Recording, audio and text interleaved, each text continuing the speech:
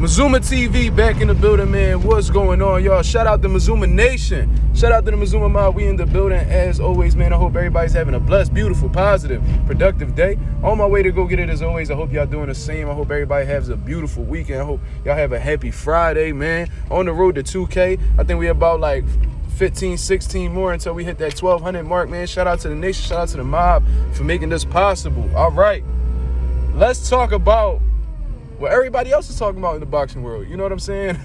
Probably the biggest topic of boxing right now. If y'all not keeping up with boxing, if y'all living under a rock or whatever, man, Shakur Stevenson just had his performance against fucking Edwin De Los Santos. You know what I'm saying? It was but before I get into that, man, let me just talk about the undercard. You know what I'm saying? What really caught my attention. Abdullah Mason is looking like the truth, man. Absolutely looking like the truth. It was a phenomenal performance. Beautiful knockout. Beautiful setup, man. That kid is looking better each time he gets up in the ring. He's making statements. And he looks like he's the real deal, man. So shout out to Top Rank for having that talented fighter on their platform. And I think they had somebody special with him. Navarrete, Robson, Conceição, it was a great competitive fight, man. Conceição showed a whole lot of heart, dog, grit, determination, not taking no for an answer. Navarrete, just being his usual self, the awkward punches, bro, the conditioning, the beautiful body punches, and he dropped Conceição twice, man. It was a great effort by both guys, man. They ended up fighting to a majority draw, and although Navarrete may feel different about it, I'm sure Conceição is satisfied with that result. You know what I'm saying? Not completely satisfied, because I know the W would have been the ultimate satisfaction, but I think he's not really complaining based off of that performance. You know what I mean? He really went through hell. You know what I'm saying? So great fight. You know what I mean? They probably going to rematch, and I look forward to seeing the rematch if it presents itself. Now, speaking on Shakur Stevenson's fight, man, he's getting bashed right now because I ain't gonna lie to you, man. It was an underwhelming performance. Very, very, and I'm not even gonna say boring in all honesty. It lacked action. You know what I'm saying? All that talk that Shakur Stevenson was putting out there, saying how he was gonna beat the fuck out of Edwin De Los Santos, and they going back and forth. And I'm not gonna just strictly blame or solely blame Shakur Stevenson, because there's two people fighting in there at the end of the day. And Edwin De Los Santos, he really wasn't able to adjust to Shakur Stevenson's defensive tactics. You know what I'm saying? So they both got to take accountability for this. There was times when Shakur Stevenson was pulling straight back with his hands up in the air, just like this, pulling straight back with his hands up in the air, where if De Los Santos would have continued pressing and stepping forward and loop some shots, he might have been able to touch Shakur Stevenson's chin. You know what I'm saying? There was a lot of adjustments he just wasn't able to do, and I just felt like he was just cool with how the pace was going instead of really stepping on the gas and being the aggressor, like trying to be a perfectionist, trying to land the perfect shot. And against a defensive specialist like Shakur Stevenson, that's not going to happen. You're going to have to, like I said, he was going to have to really let his hands go. Outwork Shakur Stevenson, even if he missed a lot, bro. You had to outwork that man so you could get them rounds. And the scorecards were 8-4, 7-5 in itself. So who knows what would have happened if Edwin De Los Santos really stepped up on the volume and the combination punching. He might have been able to squeak a draw out of this fight. You know what I'm saying? Because 7-5 is only one round, a one-round difference before you hit a draw, 2 rounds before you get it 7-5. You know what I'm saying? So I'm blaming both of these guys for this underwhelming fight. You know what I'm saying? I'm not strictly here blaming Shakur Stevenson, but because Shakur Stevenson's been out here playing the villain role, and he's been coming at multiple fighters like George Kambosos and Devin Haney, even talking about Gervonta Davis and all these other guys, of course, there's going to be a lot of criticism out there for him, because if you're talking as much as Shakur Stevenson is in interviews and things of that nature, of course you're going to receive some backlash if you don't look good, man. It's like that's the gift and the curse of being a villain. You know what I'm saying? If you playing the villain role and you being outspoken, if you have a shitty performance, you already know they're going to come at you. Maybe if you would have had a humble approach and you know what I mean, they probably would have still bashed you, but it wouldn't have been to this level.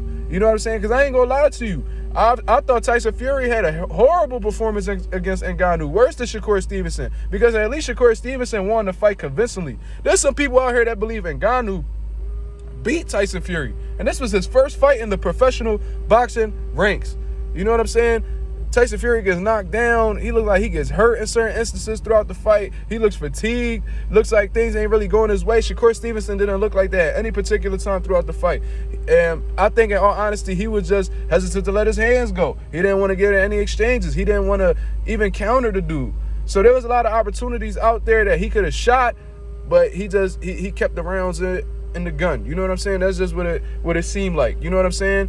But although Tyson Fury got bashed for his performance, I don't feel like it was to the extremity that Shakur Stevenson is facing the criticism. You know what I'm saying? And I think we both know why. Me and you listening to me right now in this video, I think you understand exactly why Tyson Fury, although he got bashed, let's not get it wrong, he's not facing it to the level of a Shakur Stevenson. I think we both know why, but that's a totally different subject. Now, what I really want to get into, besides him getting bashed by Devin Haney, Devin Haney called him a bum, saying I should offer him 10%. You know what I'm saying? George Kambosos acting like he sleep with the fight on his phone, saying he wouldn't even put this fight on his TV screen and all that stuff like that.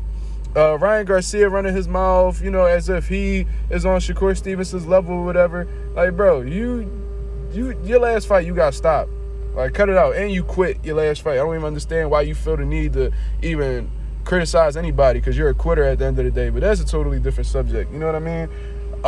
Besides the criticism by all the other top guys and popular fighters in the sport, I want to talk about Top Rank.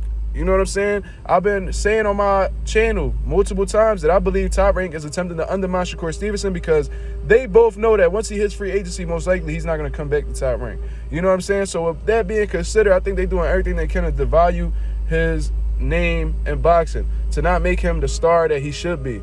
And I think it all started with them fighting on a Thursday. You know what I'm saying? I think that they did that strategically. They was blaming it on Formula One or whatever, but they could have easily pushed the fight back or found a Saturday date. You know what I'm saying? Even if it would have brought it to the end of December or mid-December, whatever, they could have found a way. You know what I'm saying? That's all I'm saying. There would have been a venue available somewhere in the United States where they could have fought on a Saturday. You know what I'm saying? But they just chose not to. You know what I mean? I think that was done purposely. And being that Shakur Stevenson just had this performance, I guarantee you that Top Rank is going to use this performance against Devin Haney. You know how they say, whatever you say will be used against you in the court of law? Well, I think Top Rank is going to use this performance to highlight his upcoming bout. You know what I'm saying? Whenever he fights next, I'm sure they're going to constantly bring up his shitty performance against Edwin De Los Santos instead of mentioning the fact that he actually won the fight convincingly. You know what I'm saying? As their promoters, as Shakur Stevenson's promoter, they should be as optimistic as possible and big up his win against Edwin De Los Santos, even if it was a lackluster performance. But I guarantee you the highlight of the talks with Shakur Stevenson moving forward is going to be his shitty performance against Edwin De Los Santos. I guarantee it. Why? Because they want to devalue this man's name. So how are they going to do that? By talking about his previous performance that was lackluster. You know what I'm saying? And that's just what they're going to do. I wouldn't be surprised if Bob Arum spoke on Shakur Stevenson in a negative light, like he did it with Terrence Crawford. You know what I mean? So that's just my overall thoughts on the situation, man. Shakur Stevenson has a lackluster performance, but I'm not strictly blaming him. I'm blaming him and De Los Santos together. You know what I mean? Tim Bradley was saying that it was some type of injury that Shakur Stevenson had that prevented him from performing to the best of his ability. I'm not sure. I don't have them facts in front of me, and it seems like Shakur Stevenson refused to admit that he was injured in the fight. You know what I mean? So I'm not even going to use that as an excuse for him. You know what I'm saying? If the fighter not using it as an excuse, why would I do it? You know what I mean?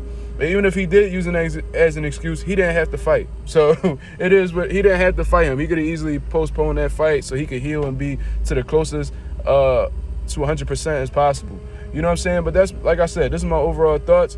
Both of these guys had terrible performances. Shakur Stevenson's getting bashed. And I think Top Rank is loving this situation because they don't want this man to be any type of star.